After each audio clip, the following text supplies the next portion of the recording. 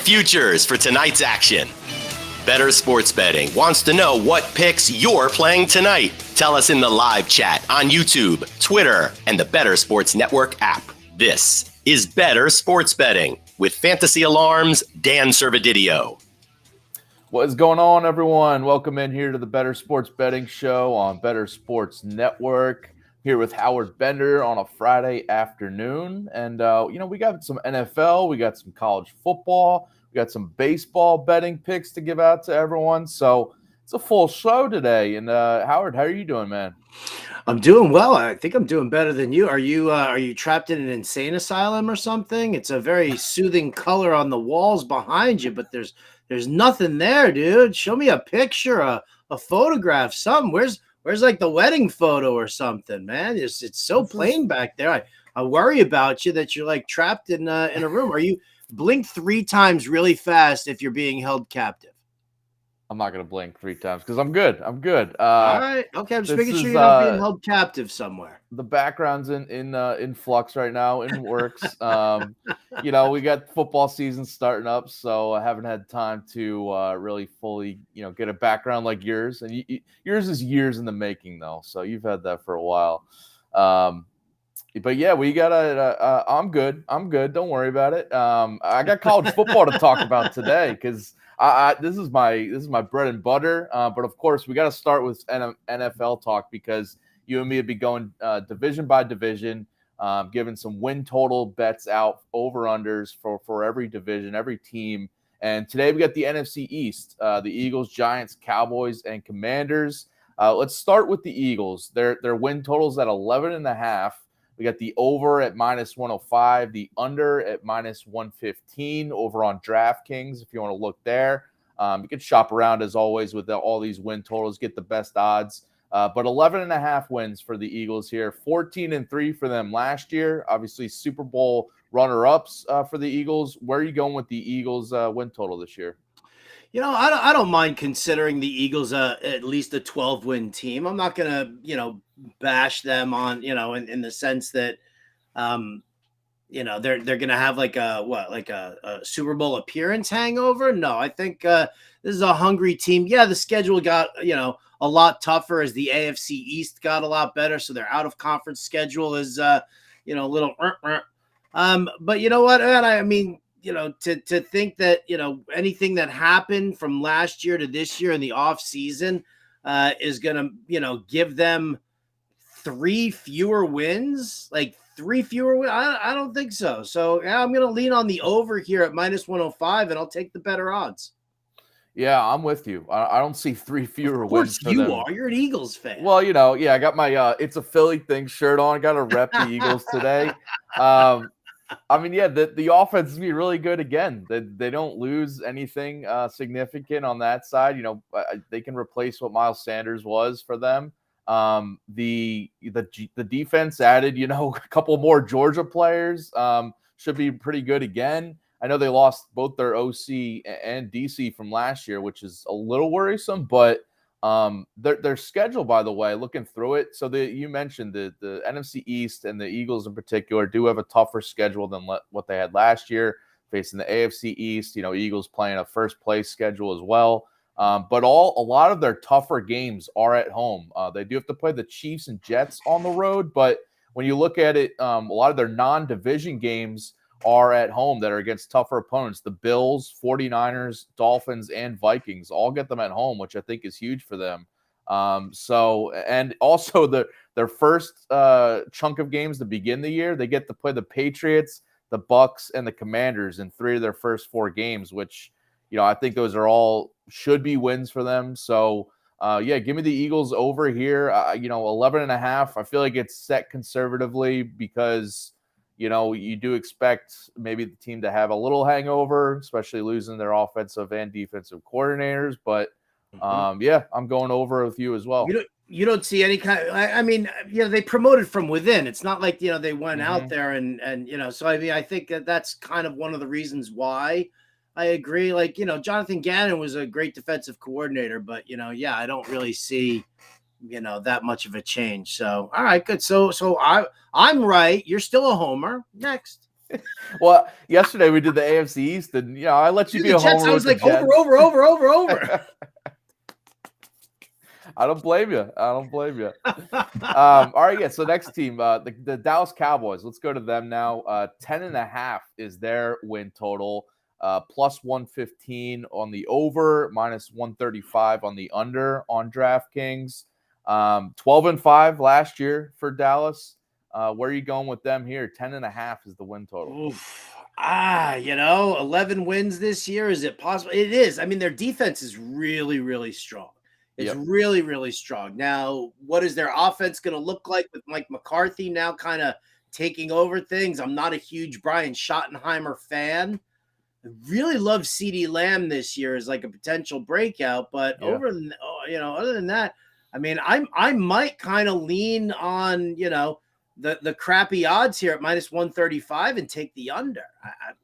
It's not, again, everything's kind of tightening up. Eagles are rock solid. Giants got better. I can't say that the Commanders got better, but, Dallas's schedule, ahead of this season. I mean, it's Jets and Giants in the first two. Then they get a gimme against the Cardinals. Tough matchup against the Patriots, 49ers, Chargers. Rams are a little bit of a softie, but then it goes Eagles, Giants. Oh, they do have some soft. Look at how soft this thing. Yeah. Oh, shit. I might have to go on the over here. Wait a second. Cardinals, Rams, Panthers, Commanders twice, Seahawks. That's 6 right there. I mean, can they squeeze out 5 wins against these others? I'm gonna stay on the under.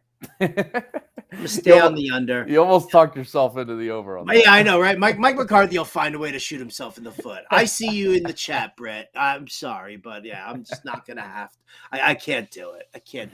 Yeah, Brett was. I know I'm not supposed to use bad language, but fuck Dallas. What?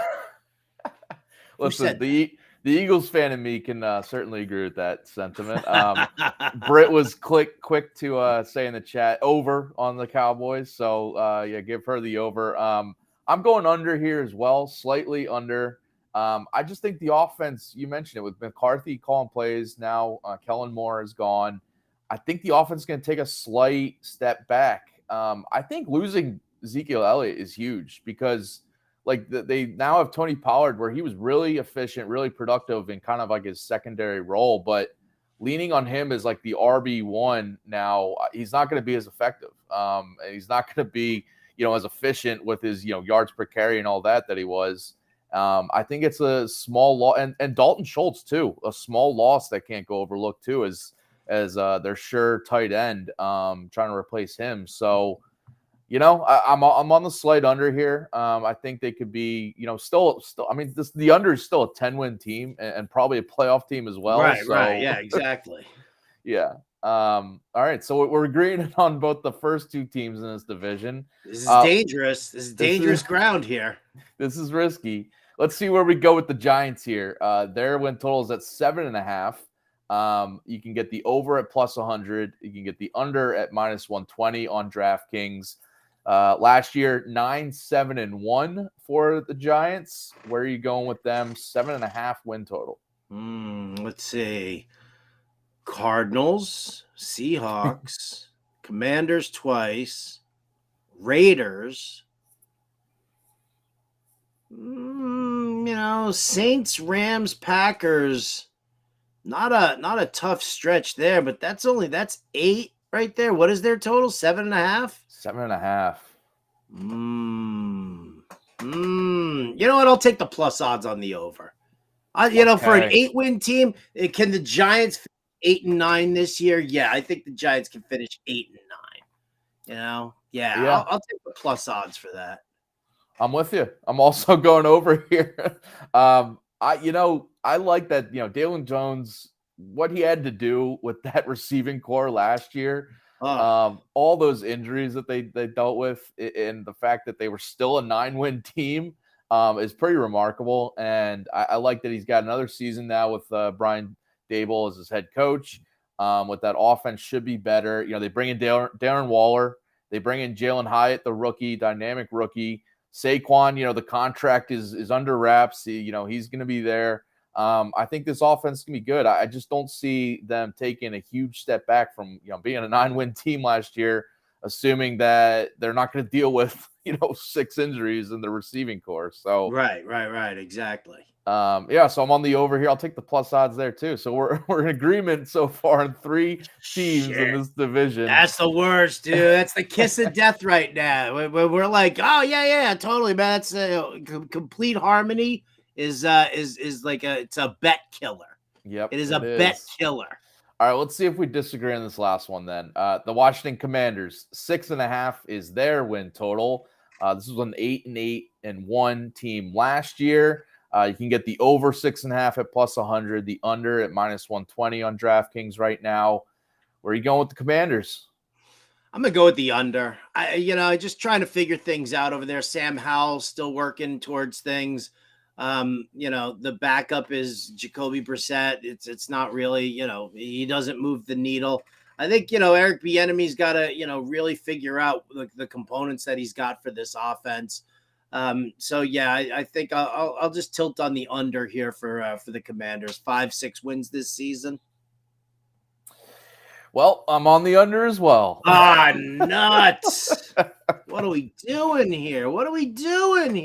This one is one I have more confidence in than like the Cowboys or Giants or Eagles, honestly, because I look at their schedule. It is rough because first of all, in their first half of the schedule, they have to go on the road to Denver. Then they get the Bills, Eagles, Bears, Falcons, on the road at the Giants, the Eagles again, on the road at the Patriots and Seahawks, all in their first 10 games. That's really brutal because especially you and I were both, saying that the Bears and Falcons are teams that can now take a step forward. I think we both like their over on their win totals. And those road games I mentioned, New England, Seahawks, it's not easy, especially in Denver. We talked about that the other day. And I think that's brutal. And the Washington Commanders don't get their bye week until week 14. So they have to do all this without any breathing room, any time off, for adjustments, especially with a young quarterback like Sam Howell. I could see him struggling a little bit. Maybe they go to Brissett to kind of even things, get a veteran guy in there. But I just see some struggles, especially early in this schedule. I'm on the under 6.5. Okay. We got Britt commenting in saying clean sleep. Clean sleep. We need some controversy. We don't need controversy. What we need is to get our heads examined because we're on the same path here right now. And maybe it's just that good, easy, man. That we're both seeing this this way. I mean, maybe it's just that easy for it. Because I feel like every division we've gone through, there's at least 2 teams that we have disagreed on. So this is just the first one where we're on the same wavelength for the NFC East, I guess. All right, so those are your NFC East win totals. Again, you can listen back through our previous shows to see where we stood on some of the the AFC South, the NFC South, the AFC East. I think we've done 6 divisions so far. We got a couple more here, so. We'll be, before the season starts, we'll bang out these other 2 and then see, we'll be tracking throughout the season, see how we're going, see where teams are trending. I think we'll be fine with every division except for this one.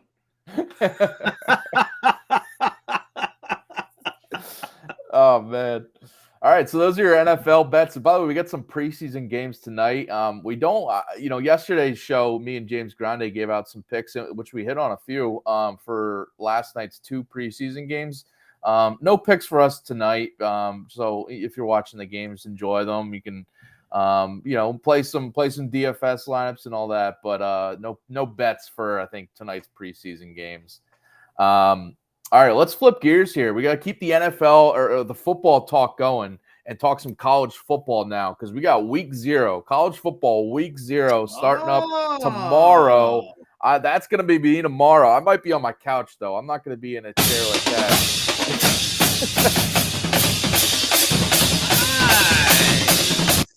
Let's go. Yeah, I'm going to be comfortable tomorrow watching these games.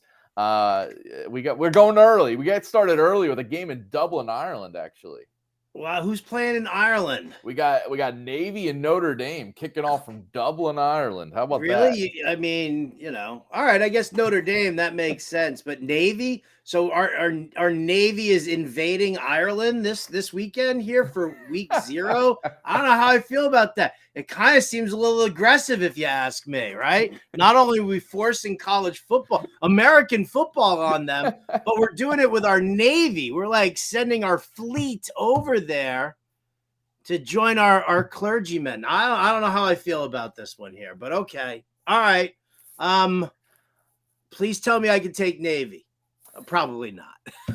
if I was going to make a pick on this game against the spread, because Notre Dame is 20.5-point favorites right now. You could look around. It's been bouncing back between 21-point favorites, 20.5. So Notre Dame is expected to win this first game pretty handily, but I would back Navy if anything. I am looking my best bet for here. And by the way, you can go right now to fantasyalarm.com. I wrote up full details on all my picks for week 0, all my betting picks, so you can check out some more in depth there. But my pick for this game, though, I'm going with the first half under 25.5. Not the sexiest pick for the first game of the season, rooting for no scoring in the first half. But I don't need sexy. I need win.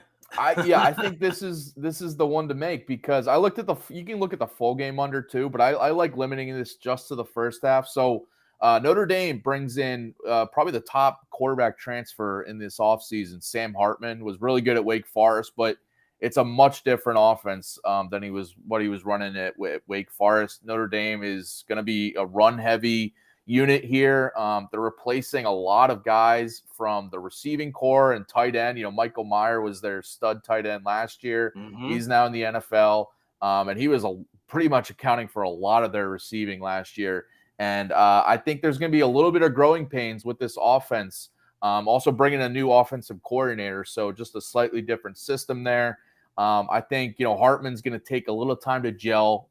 Might take a first half, might take a full game, might take a couple games for him to start gelling with these receivers. And overall, I think Notre Dame is just going to go with a kind of a run focused offense. And Navy, historically, a triple option offense, right? They actually bring in a new offensive coordinator who is apparently going to try to add in some passing, a little bit more passing plays to this triple option, but it's still going to be, a run heavy triple option offense. I think it's going to take some time to kind of gel with the adding in of the passing plays. But overall, I think both teams are going to be playing kind of the possession game early on in this one. And Notre Dame's defense is really good, brings back a lot. So I think they're going to – I don't see Navy scoring much at all in this game. I think overall it's just going to be a low-scoring grinder. So I'm going the under in the first half. Okay. All right. Listen, I can dig on that. Absolutely. Under 25.5. All right. Yeah. I mean, listen, Navy, with Navy's, what do they run? Like the triple option? Yeah. Right. Quadruple option. I mean, it's like, right. It's like that scene in Remember the Titans where he's like, I run 4 plays. They're all V'ers. Right? It's like, all right. So yeah, I think they can, they can slow it down. Okay. I was looking at the schedule for week 0. I'm curious as to what your thoughts are here, because I was, obviously being out here in the Bay Area right now, everybody's all up in arms about the way the Pac-10 is going to end up being. And so I'm wondering if, these schools that are planning on moving out of the Pac-10, are they auditioning for bigger and better things in the future, or what? We got USC playing tomorrow, and they're already locked into the Big Ten for next season.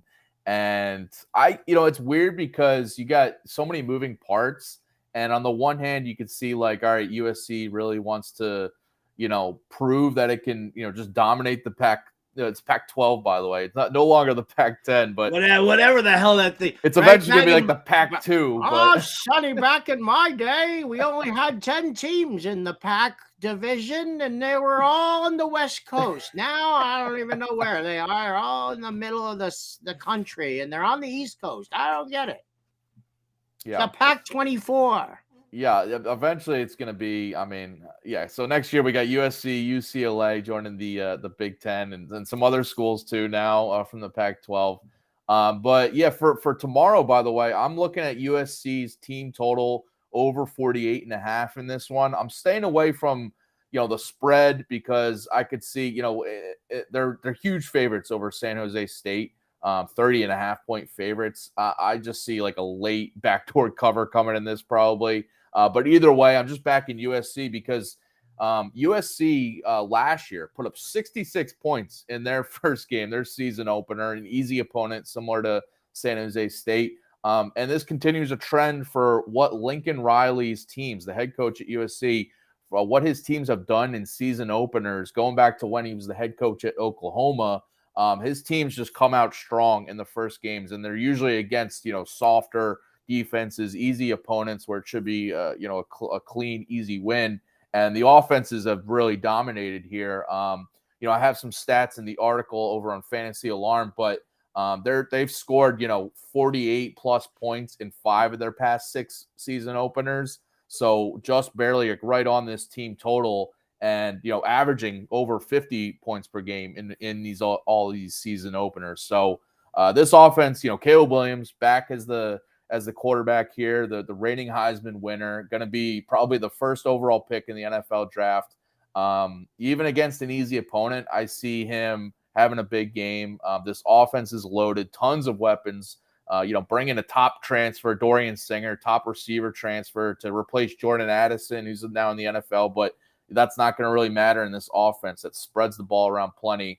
It doesn't rely on one playmaker like Addison. But, just give me the offense to put up points. I like their first half over as well, a team total first half over.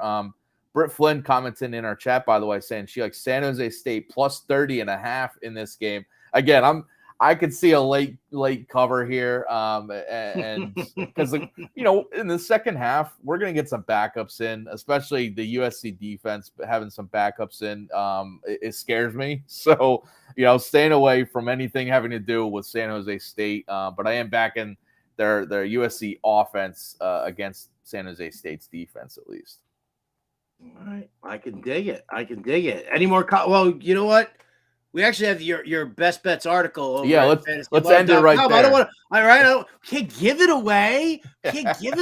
Get your asses over to fantasyalarm.com. If you're not part of the All Pro package, you don't have a subscription over there. It's time you got it. All right, go to fantasyalarm.com/draft. Take that 7-day free trial that we've got going on right now. Okay, sign up for the All Pro. Get the 7-day free trial. Take all of Servo's best bets here. Check out his DFS. Him and Pete Cole are doing DFS stuff over at fantasyalarm.com as well. And so you'll get all of that content, win some money here in week 0, maybe bet some baseball as well. And then I'll just pay for your subscription. So fantasyalarm.com/draft. That's the way it is. Servo's not giving out any more college football bets here. Servo, no, stop it. Don't even. So go check that out. Later today, I will have the college football DFS playbook out, so you can get your DFS lineups in for all these games as well. So keep an eye out for that. And Howard mentioned, the cheat sheet. I noticed you updated the cheat sheet, so everyone getting their fantasy football drafts. You gotta listen. I had a draft last night. Printed out the cheat sheet. Players were falling down the draft board left and right in my draft. And I was like, Howard's rankings here are just, I feel like I'm stealing right now. So it's crazy. Yeah, there's so much movement going on there in the fantasy realm. I don't want to, it's a betting show, so we'll stick to betting, but from the fantasy perspective, there's a lot of, what it is. And this is going to reflect, we're going to see this a lot because I'm going to do the best bets for NFL this season as well. And it's going to affect a lot that I think a lot of people are missing the fact that there are 16 new offensive coordinators this year, 5 new head coaches, 16 new offensive coordinators. There's going to be a lot of things to kind of balance out. And I think a lot of people, I definitely know a lot of people in the fantasy realm are kind of overlooking that. In the betting world, we're not going to. Best bets, prop bets. I mean, I can't wait to like completely dive in on some of these games, especially with Denver playing some very interesting early season home games. That's always a good move for you to be betting Denver at home in the early part of the season. They're the only team that's able to like kind of function early in the year and at that altitude. Yeah, I mean, we got so many. You mentioned the coaching changes, but so many like quarterback turnover too. As some key teams, like Derek Carr now in New Orleans, Jimmy Garoppolo with the Raiders, multiple rookie quarterbacks now in the mix. We were just talking about Sam Howell now the starter for Washington. So yeah, get on this cheat sheet and the draft guide as well. All right, let's flip gears now, talk some baseball, because we got a full slate of baseball games tonight to bet on. And me and Howard got some picks here. So what is your best bet for Friday night, Howard? Best bet tonight, I'm taking the Astros-Tigers game over 9 runs. You got Framber Valdez against Matt Manning. Detroit, they haven't been great against lefties all year, but Detroit, they've been powering up over the past week. Take a look at those isolated power numbers. I think like 11 home runs off the team in the last in like the last 6 or 7 games that they've had. Framber Valdez has just been, I don't even know. I mean, maybe he's tired. Maybe he just secretly sucks. I don't even know what is wrong with Framber Valdez, but there's something wrong with him. And then you give me this Astros lineup against Matt Manning, over 9 runs at plus 100 at BetMGM. This was, I would say, maybe like 4 or 5 hours ago. The line was 8.5, and and the over was minus 120. But everybody, for whatever reason, started betting the under, or they bet the over a little heavily, and then all of a sudden it like popped up to 9. But you're going to give me plus odds on that? Nope. Yeah. I'll take the over 9. Yeah, I like that too. And it's moving more in that direction. DraftKings minus 102 now to the over 9. Oh, so perfect, right? Perfect. It's going to be 9.5 at some point. The best part is you're sitting there with the 9 runs that if you push, so be it. Then it's you're not losing any money on that. So it's plus odds to hit that over.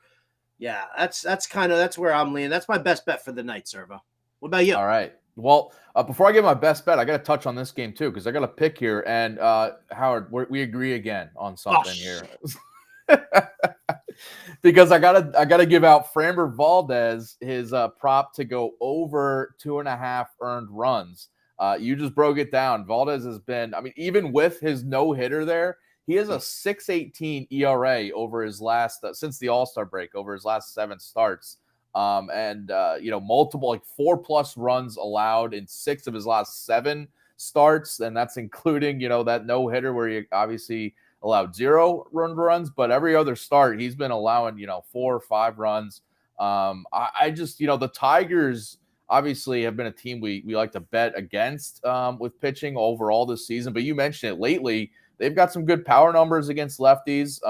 Good WOBA, good batting average against left-handed pitching over the past week specifically, and I just don't trust Valdez, especially on the road. He's got some poor home road splits, going against him here. Some terrible numbers on the road lately as well. So, yeah, give me his over minus 135 on DraftKings to go over 2.5 earned runs here. All right, listen, and that'll help your over. I'm sure. It helps my over, right? So as long as you're in support, yeah. All right, well then, so my best bet is the Tampa Bay Rays. I like them in the first 5 innings here on the money line, minus 135 on DraftKings. I'm sorry, Howard, it's against your Yankees, but I'm sure you can agree. I've been betting again. How about this? Remember the other day I was betting against the Yankees and they freaking won like 8-0? Yeah.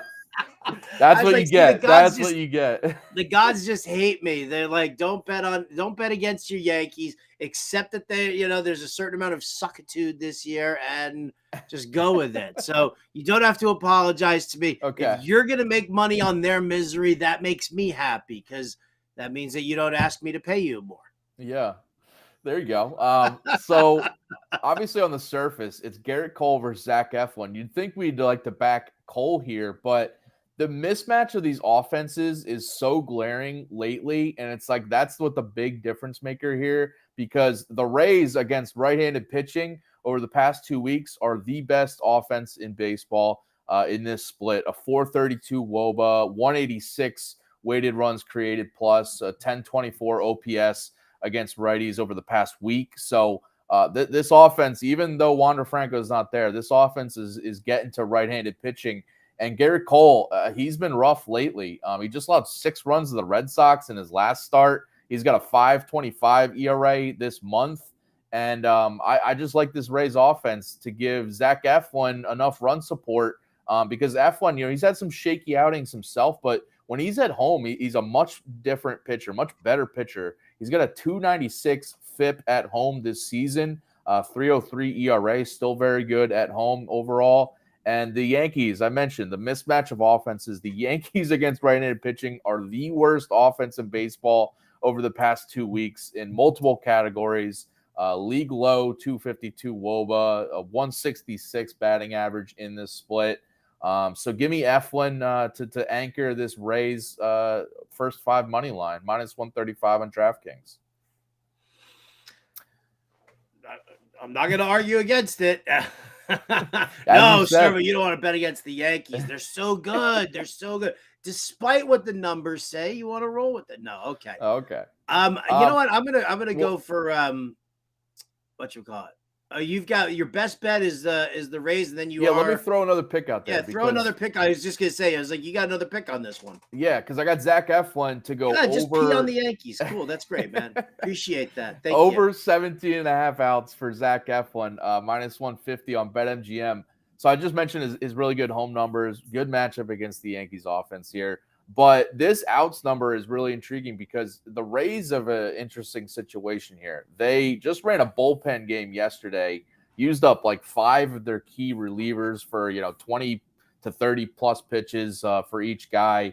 And they're looking at Eflin to eat up innings, I think, here. He's been doing it most of the year. He's gone 6+ innings over this outs prop in 8 of his last 11 home starts and 15 of his last 20 starts overall coming into tonight. And a key thing for him is that he just threw 74 pitches his last start, which is low. It's one of the lowest he's had this year. He's going to be well rested. He's going to be ready to go 6 or 7 strong here for Tampa Bay. So, yeah, give me his over on his outs.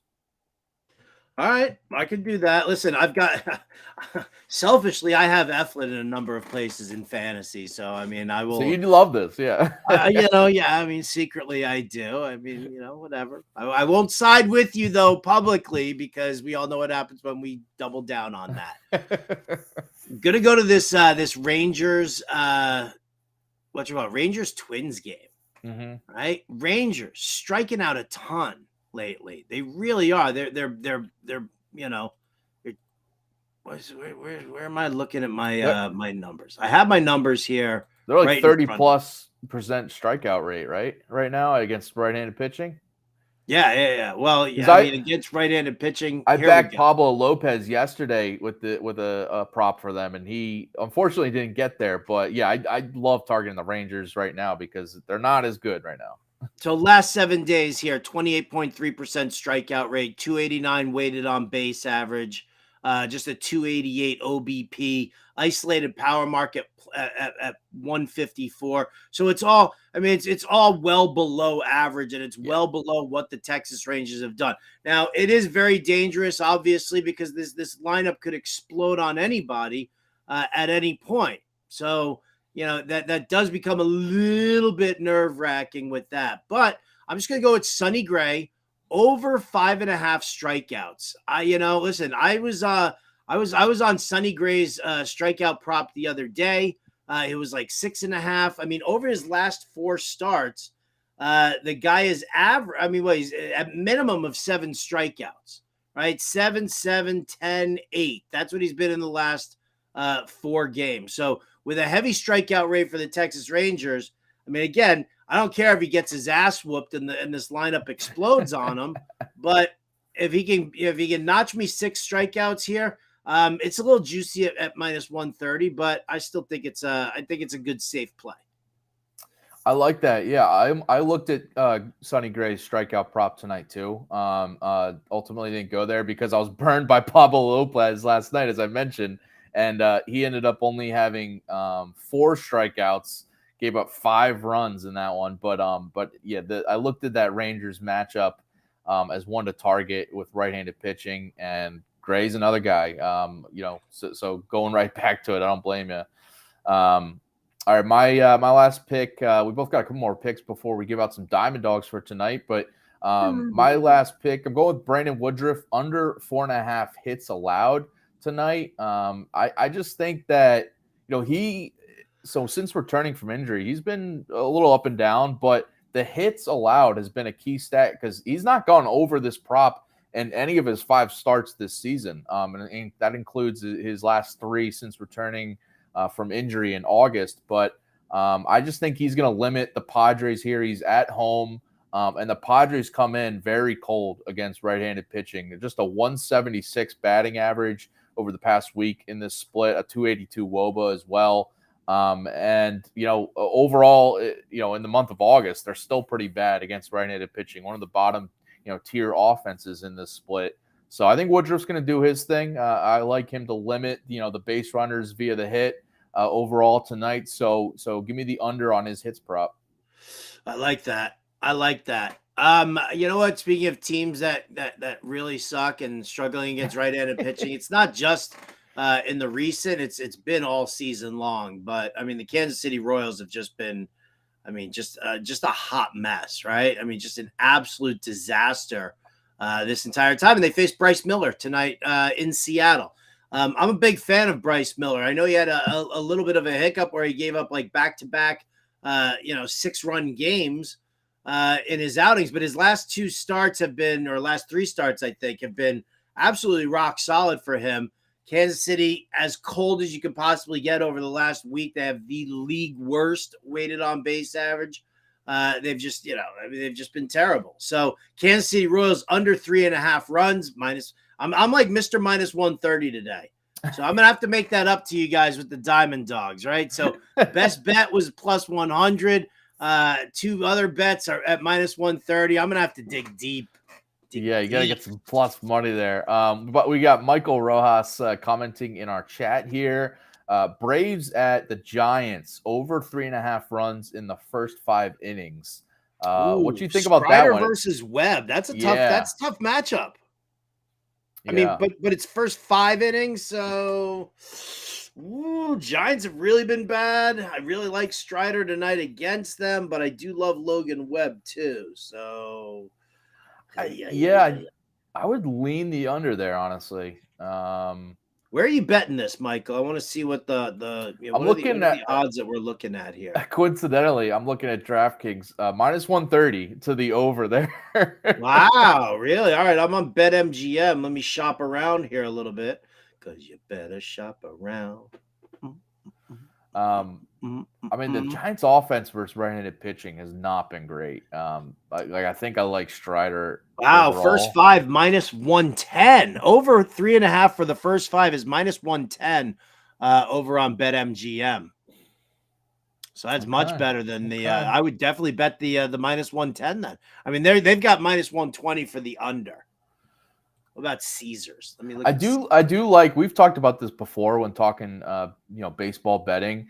I do like, just kind of going contrarian when you think it's going to be a dominant pitching matchup and just taking like overs. Like this full game is at 7 on DraftKings. The full game total is at 7, and like I would lean to the over on that. I think the Rays Yankees total was at 7. Like you kind of lean probably to the over there just because.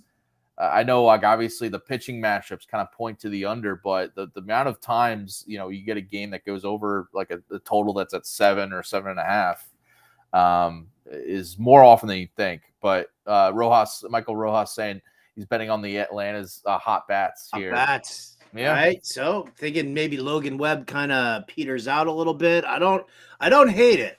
I definitely don't hate it. It's always risky betting against the Braves offense. So, but you're not betting against the Braves offense though. Like that's what I mean. If you were looking at 3.5. Yeah. I think either way, I'm talking myself more into liking the Braves in the first 5 innings here. I mean, I think if anything, we get the Braves offense and we get Strider doing his thing against the Giants offense. So only for a full game there, the only minus 148 favorites on the money line for the Braves tonight, if you're looking that way at all. All right, so yeah, if you got any more picks, definitely hit us up in this chat as we break down some of your own picks and bets. Let's give out some plus money picks. We got some diamond dogs out for the people, so let's get to that. I'm rounding up the diamond dogs. Who the are the Diamond Dogs? It's just a group of people who care, Roy. Not unlike folks at a hip-hop concert whose hands are not in the air.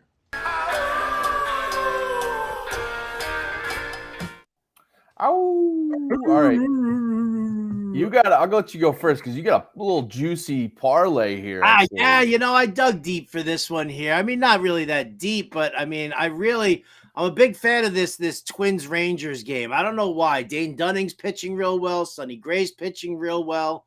The Rangers offense has been struggling. The Twins offense has been good, but they're also like a huge strikeout team. So they could just, they could completely shit the bed at any time. So how about this one here, Servo?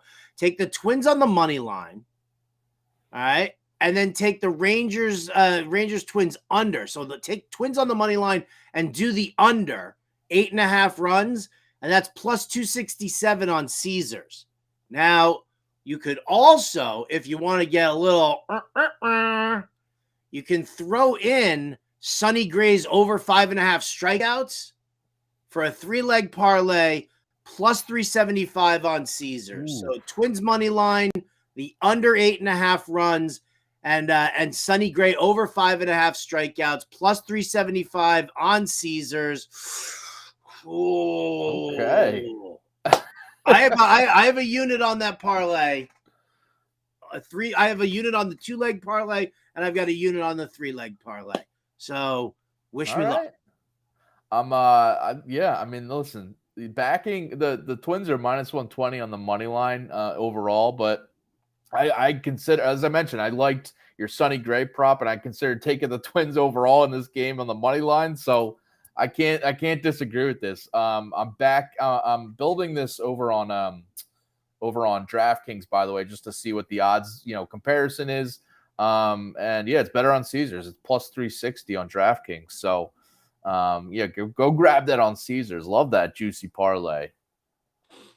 There you go. All right. See, that's a diamond dog bone. That's right a there. diamond dog. Mine is barely a diamond dog, but it's still plus money, and I got to go there.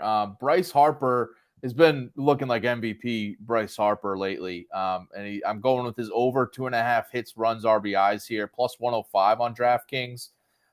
He's got Miles Michaelis on the mound for the Cardinals, and Michaelis is got a 5.40 ERA in the month of August. Just gave up 7 runs to the Mets his last start. The Phillies come in crushing right-handed pitching lately, and Harper's been a big part of that. He's hitting 462 over his last 7 games. He's got 5 home runs in this 7-game stretch too. Over 2.5 hits, runs, RBIs in 6 of his last 7. Better home numbers, better numbers against right-handed pitching. Just a lot of factors go. And the cherry on top, he's got good career numbers against Michaelis. 5 for 12 with 2 homers in his career in that matchup. So yeah, give me Harper to stay hot here and go over that hits, runs, RBIs. Even though it's at 2.5, I get plus money on it. I've got a little Brian Harper sitting in my DFS lineup tonight. Oh, okay. Well, speaking of DFS, stay tuned after us at 5 p.m. Eastern, the Quick Pitch MLB DFS live show with John and Pemba and James Grande. So you can, stay in the baseball mindset for at least another hour after that. 7 p.m. Eastern, high stakes fantasy football show with Eric Balkman And then 9 p.m. Eastern, we get the Dynasty Nerds with Garrett Price. So yeah, good luck with all your bets tonight. The week 0 college football bets, hopefully I hit on a few for you guys. Again, go check out fantasyarm.com, get the All Pro subscription for the MLB best bets for tonight by Josh Wagner, the DFS playbook and value plays for tonight. Keep an eye out for the college football DFS playbook that'll be out a little bit later today, and the best bets article, as I mentioned, but also obviously the fantasy football draft guide, the cheat sheet, everything to get your fantasy football needs for this week. And I'm sure people have drafts this week, and I know I got one on Sunday, so I'll be printing out that cheat sheet, the updated cheat sheet from Howard. So definitely take advantage of all that stuff. All right, Howard, awesome stuff today. Hopefully all of our NFC East win totals hit, but we'll see. We'll keep track. Fingers crossed. We'll keep track. All right, enjoy the night in sports, the weekend in sports, and we'll see you guys later. Yeah, love that. We'll see you guys later.